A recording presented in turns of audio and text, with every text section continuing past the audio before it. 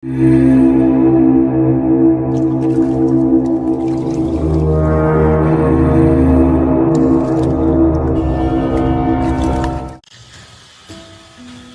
datang di Cerita Bebas Channel. Selamat datang pada para pecinta cerita misteri dan cerita horor. Baiklah, di video kali ini saya akan membawakan sebuah kisah, yaitu tetap kisah tentang kota gaib Saranjana seperti video-video sebelumnya. Kali ini saya akan membawakan tentang menelisik jejak di gerbang kota gaib Saranjana antara tahun 2011 hingga 2013. Karena urusan pekerjaan, saya harus bolak-balik Banjarmasin, Batu Licin berkali-kali. Saya lebih menyukai perjalanan travel malam hari daripada dari Banjarmasin menuju ke Batu Licin. Kebiasaan serupa juga saya lakukan saat saya hendak kembali ke Banjarmasin. Karena berangkat malam hari dan perjalanan harus ditempuh sampai subuh, maka pengemudi travel biasanya mempunyai kebiasaan mengajak ngobrol para penumpang. Jika para penumpang sudah terlelap dalam tidurnya masing-masing, maka pengemudi travel akan mencoba menghubungi beberapa nomor telepon yang bisa diajaknya berbincang-bincang. Bila cara ini dianggap tidak berhasil juga, maka pilihan satu-satunya adalah menyetel musik agak keras di sepanjang perjalanan. Bagi mereka-mereka yang sudah sering melakukan perjalanan travel di rute tersebut, maka situasi yang saya kisahkan ini tentu akan dianggap hal biasa dan lumrah. Dalam rentang waktu 3 tahunan, saya hampir-hampir tidak pernah mendengar protes atau komplain yang disampaikan para penumpang. Dalam beberapa kesempatan, saya pernah mendengar kisah dari para pengemudi travel tentang kota gaib berjuluk Saranjana. Untuk menghindari hal-hal yang tidak diinginkan, biasanya para pengemudi travel tersebut akan mengulasnya saat mobil sudah jauh dari area yang disinggung dalam cerita. Bila mobil menuju arah Batu Licin, maka kisah-kisah itu akan disampaikan di sepanjang jalan antara Banjarmasin hingga sebelum memasuki desa Sungai Danau. Jika mobil menuju arah Banjarmasin, maka kisah itu akan dituturkan saat telah melewati desa Sungai Danau. Bagaimanapun juga, saya bisa memahami alasan tersebut karena unsur pamali masih teguh dipegang oleh masyarakat Indonesia pada umumnya. Nah, dalam kisah-kisah itu, diantaranya disebutkan pernah ada serombongan mobil truk besar yang membawa kendaraan bermotor dalam jumlah yang banyak melintas di sekitar pantai Pagata. Lalu rombongan truk tersebut menyeberang ke arah laut dan menghilang. Konon, kejadian itu berlangsung tengah malam, dan saat sopir truk itu kembali ke daratan, mereka berkisah bahwa sebelumnya telah berkunjung ke sebuah kota yang lampunya terang benderang dan ramai dengan hiruk-pikuk orang-orang yang berhamburan di jalan. Meskipun saya pribadi merasa merinding ketika mendengar kisah-kisah tersebut dipaparkan oleh para penuturnya, namun saya berusaha menikmati cerita-cerita itu seperti menikmati dongeng sebelum tidur. Bagi masyarakat di Batu Licin dan Kota Baru, kisah sebuah bukit kecil yang ada di Pulau Laut atau Pulau Halimun tentu tak asing lagi di telinga mereka. Menurut cerita yang dikisahkan secara turun-temurun, bukit kecil tersebut diyakini sebagai gerbang kerajaan gaib terbesar di Kalimantan Selatan. Jika ditilik secara etimologis, nama kota gaib ini konon diambil dari kata-kata dalam bahasa Mandar, yaitu sarang atau sarang dan jana atau elang. Suku Mandar sendiri adalah salah satu suku yang berasal dari Sulawesi Barat dan sebagian Sulawesi Selatan. Selain bermukim di daerah asalnya, masyarakat dari suku ini juga dapat dijumpai di Kalimantan Selatan, Kalimantan Timur, Jawa, Sumatera, bahkan hingga ke daratan Malaysia. Sumber lain menyebutkan nama Saranjana berasal dari kata Sarjana atau Serat Jana yang tertulis dalam artikel naturalis Belanda. Kata ini memiliki kesamaan toponim dengan sarang tiung. Toponim adalah bahasa ilmiah tentang nama tempat, asal-usul, arti, penggunaan, dan tipologi. Secara geografis, wilayah Saranjana dikatakan berada di sisi selatan Pulau Laut, sedangkan pantai Sarangtiung ada di bagian utaranya. Tentu jika dikaji lebih jauh, akan menimbulkan aneka persepsi dalam pikiran mereka yang mencoba menganalisanya. Saat ini, bukit yang dikenal dengan nama Saranjana itu secara geografis terletak dekat desa Oka-Oka yang mayoritas dihuni oleh para nelayan asli suku Mandar. Desa Oka-Oka masih merupakan wilayah kecamatan Pulau Laut, kepulauan yang berlokasi sekitar 150 km dari Kota Baru. Menurut kisah yang dituturkan dari mulut ke mulut, di kota gaib Saranjana terdapat gedung-gedung pencakar langit, aneka kendaraan berlalu lalang di jalanan, perumahan mewah dan elit, toko-toko hingga kedai-kedai pun bisa dijumpai di sana. Para penghuni kota Saranjana juga dikenal memiliki wajah yang lebih tampan dan cantik bila dibanding penduduk di daerah sekitarnya. Penampilan mereka pun gagah dan menawan seperti layaknya para bangsawan atau keluarga kerajaan.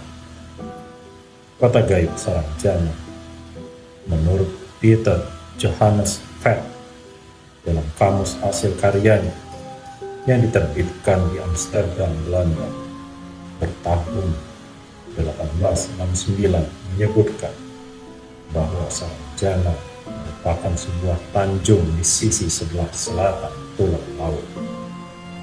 Bila kita perhatikan pada peta Kalimantan edisi terbaru, Pulau Laut berlokasi di sebelah tenggaranya. Dulu nama Saranjana tertulis di sebelah tenggara pulau ini pada peta klasik wilayah pesisir dan pedalaman Borneo karya Solomon Muller tahun 1845. Namun sayangnya, kita tidak akan pernah lagi menemukan nama kota gaib ini di peta Indonesia masa sekarang. Sejak zaman kolonial, keangkeran kota Saranjana sudah terkenal di mana-mana. Masyarakat meyakini orang yang tiba-tiba pergi dan menghilang dipercaya telah berada di kota gaib Saranjana. Berembus kisah, ukuran buah-buahan dan makanan kota gaib Saranjana memang tidak lazim atau berukuran besar.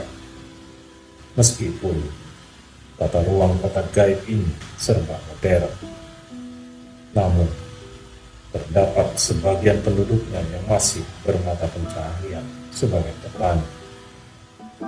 Kemudian Pemukimannya pun tertata baik, dengan deretan taman-taman, dengan aneka macam bunga warna-warni yang menghias di sepanjang jalan.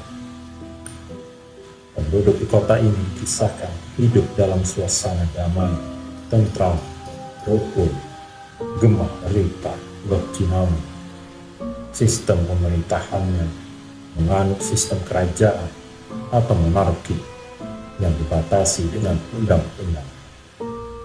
Seorang penduduk yang tinggal di daerah Lontar, Kota Baru, pernah berkisah bahwa saat malam tiba, dia selalu mendengar suara-suara kendaraan yang begitu ramai berlalu lalang di depan rumahnya. Namun, ketika pintu depan rumah dibuka, dia tidak menemukan mobil-mobil tersebut. Dia kemudian meyakini bahwa suara-suara itu berasal dari aktivitas penduduk kota dari Saranjana. Beberapa orang yang tinggal di Teluk Tamiang juga mengisahkan bagaimana kerabatnya hilang begitu saja. Setelah ditelusuri melalui penerawangan orang pintar, kerabat mereka itu hingga kini masih tinggal di kota gaib tersebut. Menurut mitos yang beredar di kalangan masyarakat setempat, kota gaib tersebut dihuni sebangsa jin.